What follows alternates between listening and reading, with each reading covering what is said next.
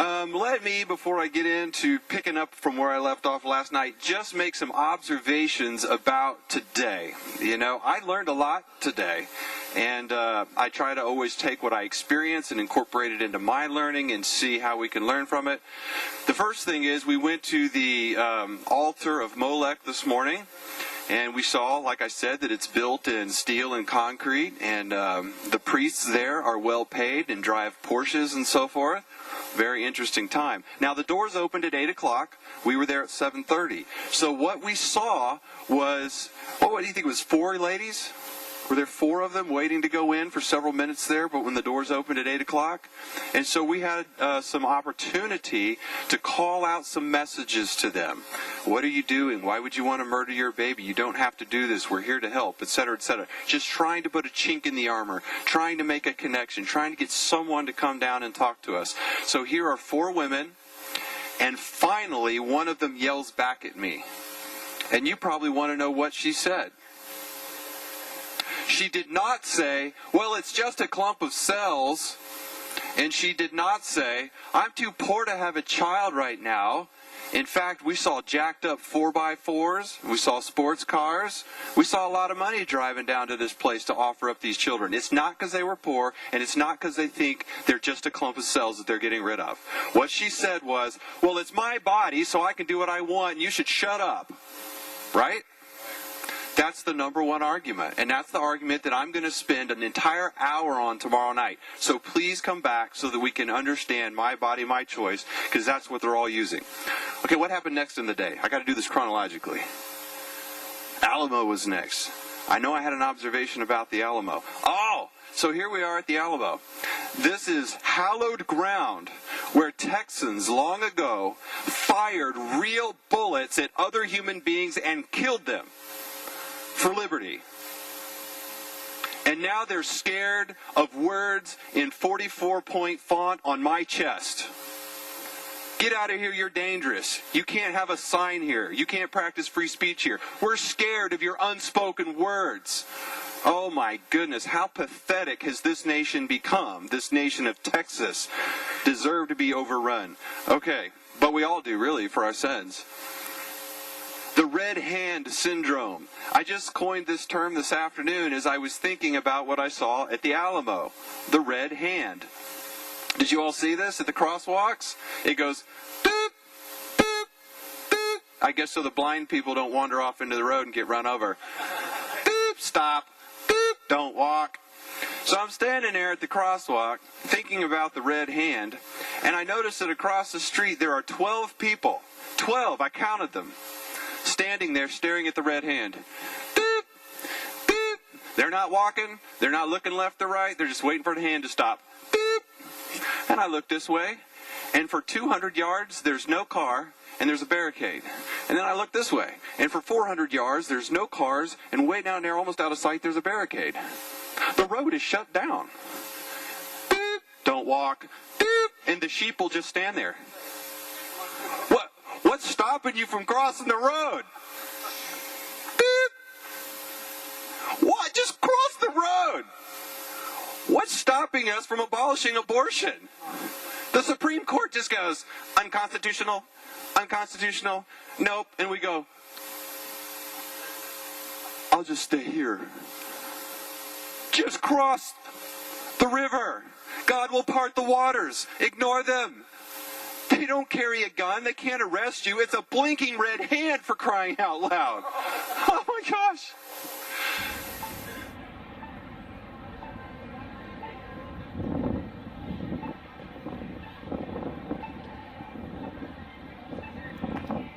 You know, you guys can go across because they shut the road down. Oh, okay. If I hadn't said anything to them, they would have stood there for the entire 3 minutes. That's the red hand syndrome. Go and spread the word. Cross the road to the other side, to the promised land. Last night, I was telling you about... what was I telling you about last night? I haven't slept since then. Oh, we talked about the rule of law, didn't we? We talked about why it's not only moral, but it would actually be legal. You would have the cover of law in our nation to stop abortion and exercise state sovereignty, because we never gave any of that jurisdiction to the court. I want to keep going now and talk about why, now that we're sort of growing this movement and we're finding abolitionist magistrates, why they keep rejecting, especially in the legislatures, bills of abolition. What's driving our magistrates to do what they do, and how can we change that? So that's what we're going to dive into. Basically, why do they kill these bills? Now, in Oklahoma, our first true bill of abolition came about in 2016, and it was just, nobody is paying attention to it. It got nowhere. And each year, we've gotten a little further, to the point now where they couldn't ignore it. Where they're calling press conferences and going on TV and spreading lies, and they're in full-out attack mode because we're being successful with our message. Texas has had a bill of abolition the last couple of years, but it didn't get out of committee either. You've got one this year we're going to talk about. Why do these guys kill the bills? Let me help you, because I know many, many legislators in the work that I've been involved in, and I've gotten to know them personally, and I've seen up close what's making them tick, and you need to understand this so we can use it to our advantage. First of all, they keep saying, well, we're your representative. We represent you. They keep using this word, representation, but I don't think it means what they think it means. Right?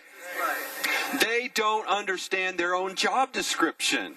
See, they believe that we live in a democracy, and that to represent us means to just go and do exactly what we tell them to do, as defined by 50% plus 1. They believe that's what representation is. Of course, what it really means to be a representative is to stand in the place of someone else and protect their interests. Their job is to protect our interests on our behalf. We've given them the authority to protect our lives, liberty, and property for us. To carry guns, to carry badges, to put laws in place to protect our interests. They are our representatives. That's what it means. Not to just do what we tell them to do indiscriminately. That's not representation. But yet they think that's what their job is.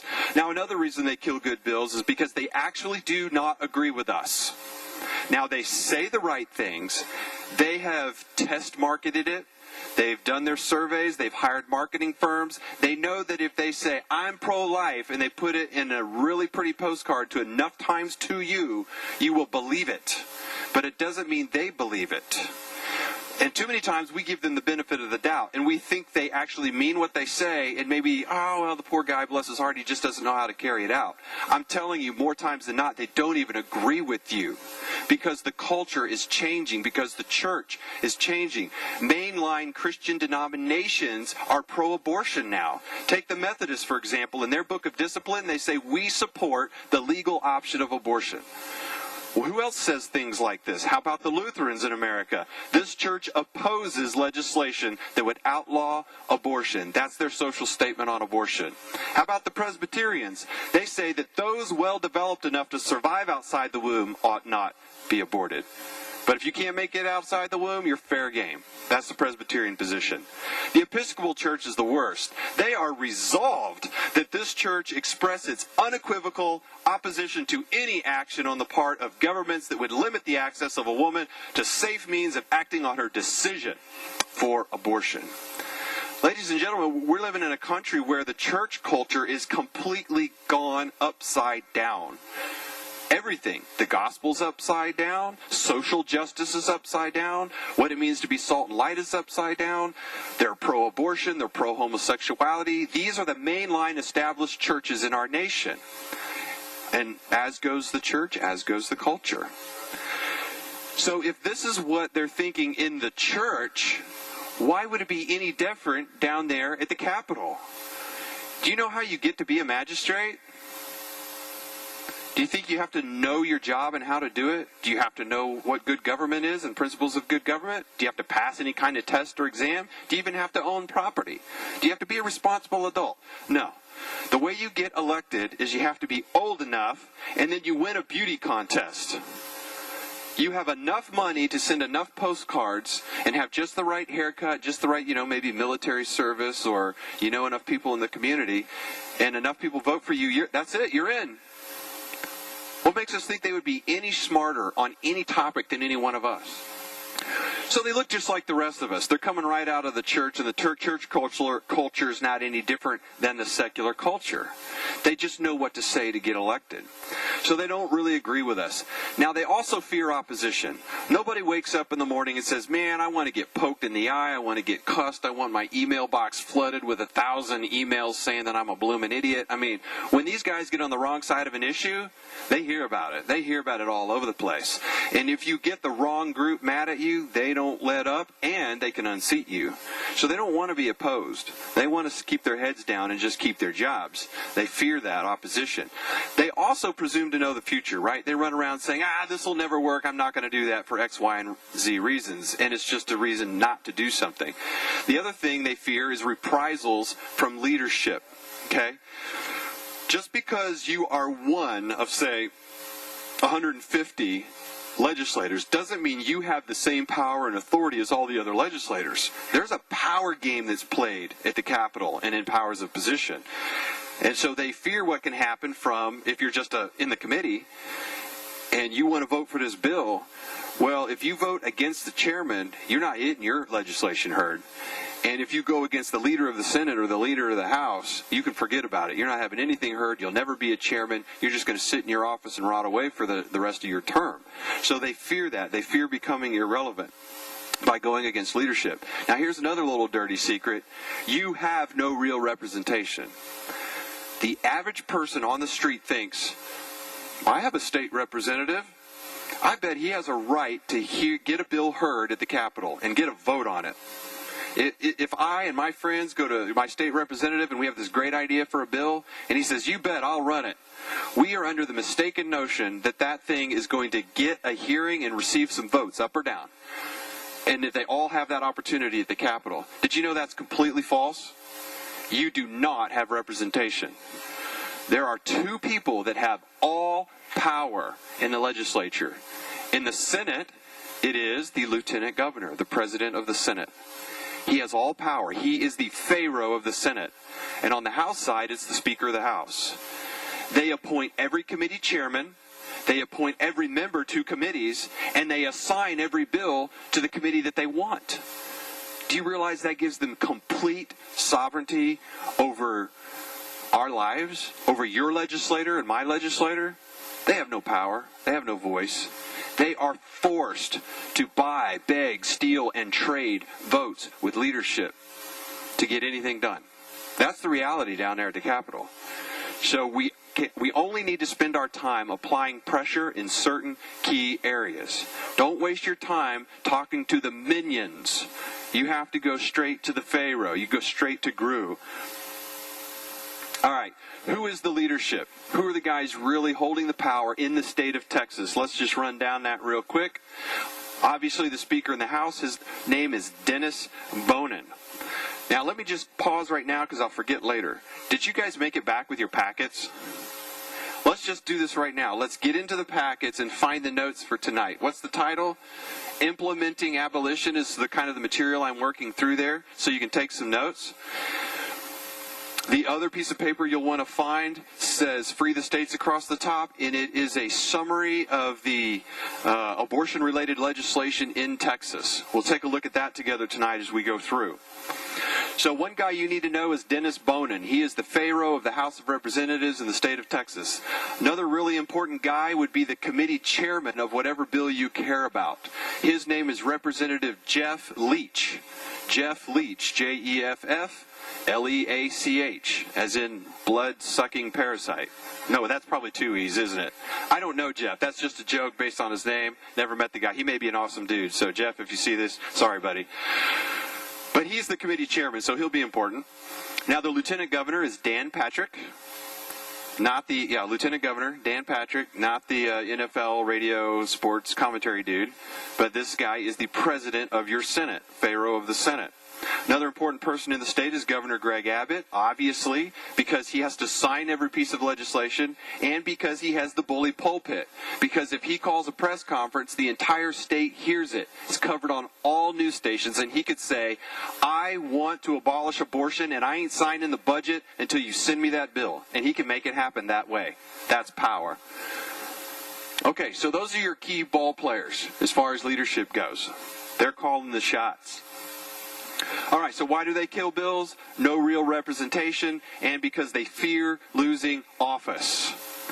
When you want to keep your job, you figure out very quickly how to keep it, don't you?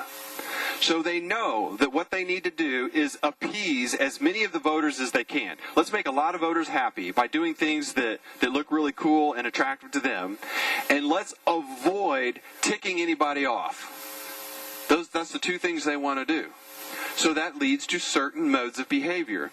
Now let's take the issue of abortion. You've got one bill over here. This bill is going to be perceived by the mass of voters as being pro-life. It's a positive sort of step that we could take in the right direction, so they say, to protect lives. It's non-controversial. Nobody's barking about it. It will make you look like a hero. You'll be able to say you're pro-life because you voted for this bill, and that's going to help you get reelected. Over here we have a bill that would actually criminalize abortion, but it's very controversial. It's going to fill up your email box and your voicemail box. It's going to have all kinds of medical associations and crazy women who march in front of the Alamo showing up in your office, and they are going to hate you and despise you, lie about you. Which bill are you going to pick? Right? They're going to not do what's needed and necessary. They're going to do the thing that looks good, sounds good, smells good, but does nothing. That one is called pink, puff, and piffle. That's what that's called, pink, puff, and piffle. And we got to watch out for that. Right now, down in the Texas legislature, and I listed some of these for you on the handout, you got to watch out for Senate Bill 1500. It's a pro-life bill, and it says it's banning abortion, or it's, what is it doing? Oh, yeah, we're going to ban abortion if there's a heartbeat, right? We're already like 30 minutes behind on our program tonight, so I don't want to tell you everything wrong with a heartbeat bill, but basically it's not going to save any lives unless it's an accident. Because early on, finding the heartbeat on the fetal monitor is as easy as the doctor going, well, I don't hear anything. And who's going to police it? And it doesn't establish justice for all the ones where you don't hear the heartbeat. So they've tried these before in states, and they get thrown out. Now, keep this in mind, too. It doesn't matter what they pass. Every pro-life bill, every abolitionist bill, anything at all that would remotely curtail abortion is going to be thrown out by the court. You know that. So ultimately, this comes down to a battle of wills. At some point, somewhere, a magistrate will say, I don't care what the court said. We wrote the law. I'm going to enforce it. End of story. That's the only way we will abolish abortion, period. End of story. But in the meantime, we have to keep teaching the public what it's going to require. And we can't let them hide behind they can't hide behind this. They've got a choice to establish justice or do a heartbeat bill. We can't let them get away with hiding behind the heartbeat bill. But those leaders that I talked about, the established leaders, they're going to go, we love SB 1500. And you're going to go down there and say, I want you to vote for House Bill 896. And they're going to, we're pro-life. We love children. We affirm the sanctity of life. And we're going to make sure SB 1500 makes it through. And, that's going to stop abortion. That's what they're going to tell you. And then you're going to surprise them when you go, no, that won't establish justice. That's not right. And we're not going to give you any points for running that through this year. This is the only way to go. So watch out for that one. Another one I put on your list is House Bill 47. This one would revoke the medical license of a doctor for doing abortions. Now, this is another example of Texas running way behind Oklahoma again. Guys, we ran this bill in 2016. Didn't work then. It's not going to work now just because Texas is doing it. Now, here's the argument that the opposition made back then, and it makes sense to me. How can you take a doctor's license away for doing a medical procedure that is outlined in hundreds of pages of statutes of medical code directed at doctors? Wait, you're going to take my license away for doing something you told me it's legal to do? How's that going to work? It's not. And it doesn't establish justice either. Oh, we're going to take your license because you murdered a human being. That's not justice. That's not going to fly without fixing the criminal code. But they're going to be all behind that one. That's the one they're going to line up behind that's not needed and necessary, that looks good, but it's not great. Watch out for these two bills. There's one in the House, one in the Senate. They're basically identical. These are pro-life bills again to remove public funding of abortion. That's what they're going to say. we're going to defund abortion in the state. I actually read the language of the bill, though, and there's so many caveats and loopholes in it, like, well, it doesn't apply if there's federal funding involved from some other direction and everything. Medicaid, Planned Parenthood, the money's going to keep flowing, guys. This bill's so full of loopholes. Now, it is a good thing to not spend public money on abortion. That's not why you oppose this. What I'm saying is, watch out, because they're going to hide behind this bill. They're not going to support abolition, and they're going to say it's because they're supporting this bill over here. Don't let them get away with that, and they're going to be behind that. This one's really scary. I don't even know whether to call this a pro-life bill, but I bet they do. This is a joint resolution to change the Texas Constitution, to put in it specifically that abortion is prohibited in this state, which sounds great, except there's also the phrase, as interpreted by the Supreme Court. So they're wanting to put into your Constitution that you're going to bow down to the federal judiciary. It's in your state constitution if this gets through. This is big bad news right here. You don't want any part of this, because you are abdicating your rights as a sovereign nation of Texas if you pass this one. And they'll probably call it pro-life, because after it all it says, abortion is going to be prohibited when the Supreme Court says so. That's really bad. But look out for this. Yeah, it's kind of like a trigger bill. You might call that, it's triggering me, boy. All right, so what we have is this really cozy arrangement with those leaders down at the Capitol. They are in comfortable, they're in tight with the pro-life lobbyist. The pro-life lobbyist says, here's these bills you want to run, sex selection ban, heartbeat bill. You know, if they're handicapped, you can't kill them for that reason. If they have Down syndrome, we're going to protect those kids, right? Please run these bills. And the GOP establishment says, yeah, we're going to support the pink, puff, and piffle. And then you can call us pro-life. We'll get reelected. You'll get more donations. I'll get more campaign funds. And next year, we'll do it all over again. That's the cozy arrangement. We have got to stop playing this game. Yes. So last night, I talked to you about the strategic, or the legal lies and the strategic lies that have been put out there by the pro-life movement and by our political leaders. Let's talk about what the strategic truth is. What should we do, right? That's what we all want to know. I told you it comes down to a battle of will. It comes down to a battle of character and righteousness in leadership. Who was the greatest king of Israel? This is a pop quiz for anyone under 20 years old, and not Josiah, because we talked about it last night. Anybody? Who? David was the greatest king of Israel, one of them says. Let's make it multiple choice. Anybody else have an option? Saul? Samson wasn't a king. Maybe my ears are stopped up. Okay, Scripture says the greatest king of Israel was Josiah. Right? You can find his story in 2 Kings 23, 2 Chronicles chapter 34. All you people under 20... Actually, who knew it was King Josiah? Okay, so all other 55 of you that didn't raise your hand, you need to read these two chapters for homework before, let's say, Sunday night, tomorrow night, right?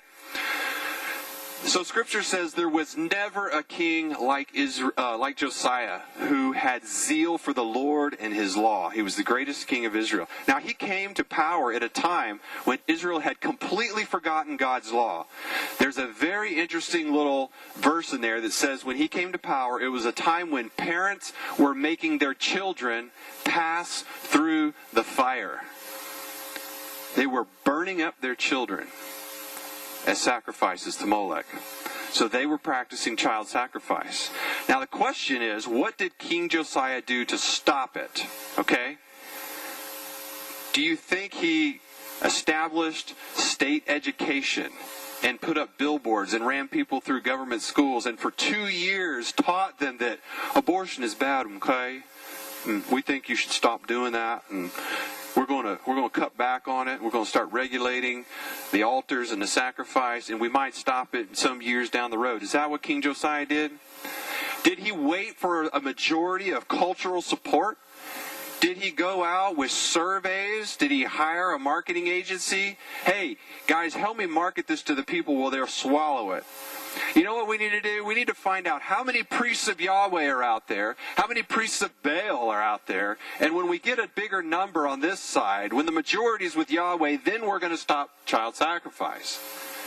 That's not what he did. He called all the people together. He built them a big old stage, a Teddy Roosevelt, bully pulpit. He read them the law. He said, ladies and gentlemen, today it stops. Right now. He didn't wait for that majority. He wasn't going to wait for them to change their minds.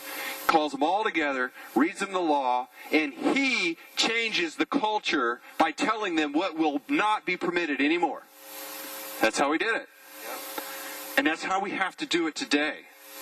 It's going to take leadership at the Capitol, leadership at the governor's level. If we can't get them, we got to go for a sheriff. If we can't go for them, we got to go for a dog catcher. We got to go for somebody with some authority somewhere to put a stop to this, so that we can rally to that magistrate, create an example, and change the culture with the power of the office, which is what Matt was talking about last night. This is the strategic truth. Legally, we can do this. I showed you that. Morally, we must do it. All right. So, the option that is before us right now, since your governor is sitting, is to work in the legislature, because they're meeting right now. There's two things. I can't go on this rabbit trail. We're too far behind. Let me talk about the bill. It's House Bill 896. I have to think of the keys to remember the number. 896. And it is the Abolition of Abortion in Texas Act. Now, last night I showed you this statute in the family code where it says a living human child only gets rights and privileges after they survive birth or an abortion. So what this bill would do is simply change that language a little bit to this and say a living human child from the moment of fertilization is entitled to the same rights, powers, and privileges as are any other human child. That's it. Super simple. That's the bill. And when you call them and you tell them that you want them to vote for this, they're going to go, oh man, well, I haven't read the legislation. I'm going to have to study it. It's a complicated legal matter. No, that's all it is.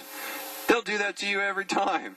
Say, I tell you what, could I just read what it does to you? Because it's like one sentence. Can I read it? Tell me if you'll vote for this, would you? There it is. Now, there's another provision that's really cool in it, and here it is. It says, any federal law, any executive order or court decision that purports to supersede, stay, or overrule this act is in violation of the Texas Constitution and the United States Constitution and is void. It just says it's going to instruct everyone right there how to enforce the bill. Because they're not going to want to enforce it. Even if they pass it, they're not going to want to enforce it. So we're going to spell it out for them right there. We have to support this bill and not any of the other pink puff and piffle that I put on your handout and that we've talked about. All right, now let's get into what we can all do. We need to be practical. What steps can we take? I know that's what you want to hear about. We've been naive and or guilty for a long time. We're not going to do that anymore. You guys just got unplugged from the Matrix. Now you guys got to go unplug more people from the Matrix. There's a lot of them out there, right? You've seen the banks of people in all the churches on Sunday morning sitting there like human batteries powering up the parking lots, pews, and pastors and pulpits and programs. Unplug them. We got to redirect the energy into the things we're talking about right here. Man, I never thought of the Matrix analogy before till just now. That was good, wasn't it? I got to remember that. Okay, so we're going to understand the enemy's game and prepare ourselves with the answers. We're going to focus the fight on the correct front, which is the people I've been talking about. We've got to take these magistrates who have the power and the authority. We're going to scrutinize what they do. We're going to educate them with materials. We're going to cajole them because they've got the duty and the authority to do it. We're going to break up this cozy arrangement, not let them get away with it anymore. Specifically, that means we have to find the righteous magistrate, and we have to get behind them and work with them. So like in Oklahoma, we've identified this state senator, Joseph Silk, and he is a blasted champion for the cause. But what that means is that when he was up for re-election last summer before last, we were knocking on doors, we're putting out the flyers, we're sending the emails, we're making sure all the pastors all throughout that part of the state know that this is your guy, because he brought a lot of heat on himself for what he did. But we made sure he got reelected so he'd be there to be our champion for another 4 years. Find them and support them. The flip side of that is you got to oppose the unrighteous ones. Now, I give everybody the benefit of the doubt. We even gave our Pharaoh in the Senate the benefit of the doubt. We've been to him. We've educated him. We've given him materials. He's met with our guy that ran for governor. He's met with us. He's got the material. He knows the truth up here, and he chose to reject it. Therefore, we get to go after him. We get to hold him accountable. Putting flyers out in his district, putting billboards up, filling up his box. Remember how I told you they fear opposition? Guys, we have to make them fear that opposition for all the right reasons, to make them do the right thing. Let's give them what they fear. If they're afraid, let's make them afraid for the right reason, to do the right thing. We have to oppose them, unseat them. We had a guy who was doing horrible things, called himself a Republican, called himself a conservative, and on our conservative index that's been around for almost 40 years, the guy scored 10%.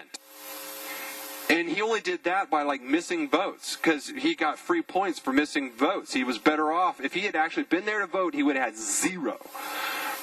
If you learn anything, it's to shoot with a rifle, not a shotgun. If you've only got $100,000 and you want to throw it at a problem, you don't throw it all over the place. Find where it will do the most good and you focus it.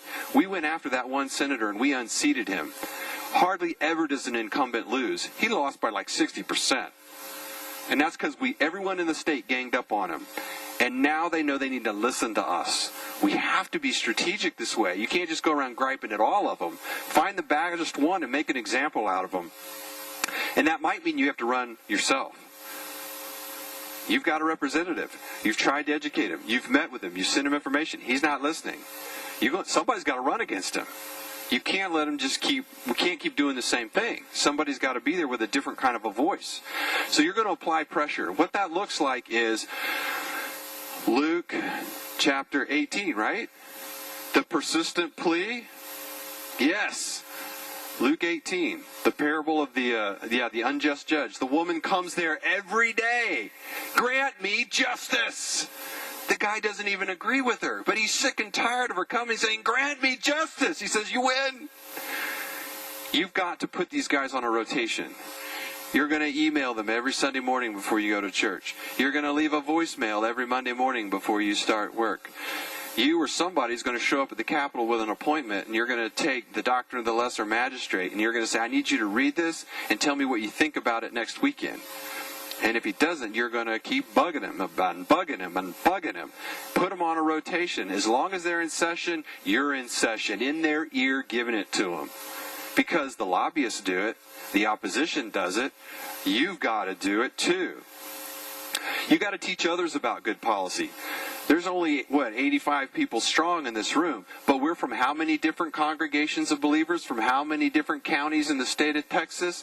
You've got to take this leaven, go chunk it deep in the loaf in your church, and you've got to turn them all into these passionate advocates, like you are, for this to work. So House Bill 896, you've got to tell everybody about it. That's like the thing that gets you all going, right? What brings us close together and makes us effective is when we work together. It energizes us, it excites us, but you got to have a project. Right now, for the next couple of months, this is your project, okay? It gives you something that we can all rally about. When you go to Mexico and you build a church, you know that your project this week is throwing cinder blocks. Right now, this is your project, throwing HB 896 and building it up, because it's about abolition. It gives you that opportunity to teach the difference between pro-life regulation and criminalization, and you can just use that. All right, so how do you support it? These are the folks, right? You've already made a note of them in your notebook. On the right-hand column, I put some websites there. Do you see that? You're thinking to yourself, how do I get in touch with the governor? How do I get in touch with the lieutenant governor? I put a website for each office. So the Speaker of the House, Dennis Bonin, has his own little web page. I put a link to it there. You type it in there. You'll get a phone number where you can start leaving voicemails.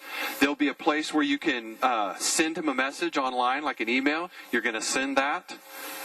and you're going to find somebody from your church who wants to make a pilgrimage to the high holy city and go talk to the man. This is the kind of stuff you have to do. Now, we know that this thing is assigned to the Judiciary and Civil Jurisprudence Committee.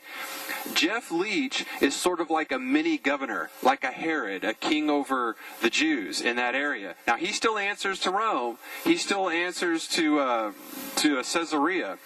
But he can either hear or not hear this bill in his committee. So you got to give him an earful for the next few weeks. You need to figure out who your state representative and your state senator are. There's a web link right there on your notes. You put that in there. You put in your name and your address. It tells you who your representative is. You need to contact your representative and say, I am way behind 896. You need to be behind 896. Do you understand it? Can I give you information about it? And you start working on him, because he might be the next great William Wilberforce in the House if we lose some of these other guys. Now, there is no bill in the Senate. But that doesn't mean you don't talk to your senator, because you've got to educate him. And he could author a bill like it over in the Senate. Just because he hasn't already filed one doesn't mean they can't get one, because they can gut another bill at any time and change the language in it. All right, so you also have a link there to Governor Greg Abbott. Go on his site.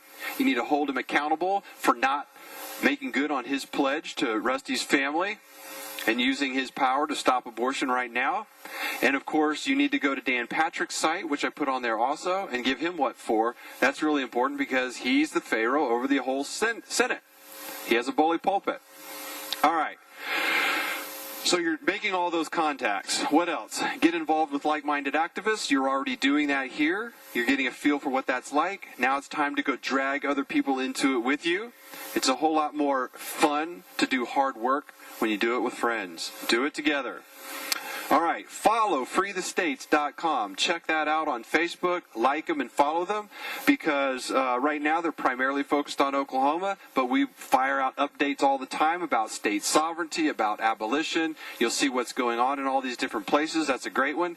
The most important one for you, if you're from Texas, is abolishabortiontexas.com. That's the website. You can also find them on Facebook, but they will give you all the blow-by-blow nitty-gritty on this House bill and what you can do to help. If there's rallies going on and other events like this, they'll tell you about it. So they will give you ammunition and point your rifle and tell you when to pull the trigger. All right, you all are going to prepare yourself with apologetics. You've learned the kinds of things to say and the kind of questions to ask tonight. And tomorrow night, of course, we're going to give you a whole lot more of personal evangelism apologetics. You're then going to engage in evangelism one-on-one with your friends, with your weird family members, with your Facebook connections, and you're just not going to stop. I want to bless you with this definition of apologetics. You all know what apologetics is, right? Being able to give an answer. Can you give me a biblical scripture to define it? I have an even better one than that, though. It's the same author talking to a different crowd, but he put a different spin on it, right? Follow along from Colossians chapter 4. Walk in wisdom toward outsiders, making the best use of the time. Let your speech always be gracious, seasoned with salt, so that you may know how you ought to answer each person. This is my favorite one, because he says you walk toward people. Toward people. Oh my goodness. When I grew up in the church, I was told that we could just let our light shine by being good Christian people that didn't drink, smoke, play cards, throw dice, and things like this. And it was kind of like this. I'm just going to sit here, and someday somebody's going to come up to me and go, oh, I just see the light of Jesus shining off of you, and I want what you have. Could you tell me about Jesus? It just doesn't work that way. You've got to approach people. That's efficient. That's how you make use of the time, Paul says. And then he says you've got to be gracious. I know too many people are just plain boneheads with how they share the gospel. It's hard to hear that you've been wrong, that you've been stupid, that you're a sinner. People don't want to hear that. We're also full of ourselves, right? So you only make it harder for them to hear that by being weird about it. Don't be weird about it. So, I do a whole sermon on that. And then he says, know how to answer each person. Now, I don't have a problem with going out and dumping 1,000 gospel tracts out there on the beach or whatever. But guys, everybody's on a spiritual journey, and different people have different questions. They have different hang-ups and different problems. You can't save 1,000 people with 1,000 tracts. You actually have to talk to them. You have to find out what their hang-up is and know how you ought to answer that person. Which means you got to know stuff about stuff. So keep learning and ask people what they think and why, and then you'll be able to better minister to them. Can we abolish abortion? Absolutely. It begins with the will to do so. We have the will to do so. We have to find magistrates with the will to do it. Put them in power, and then they will do it using the proper strategy like King Josiah. Legally they can do it, and morally we must do it.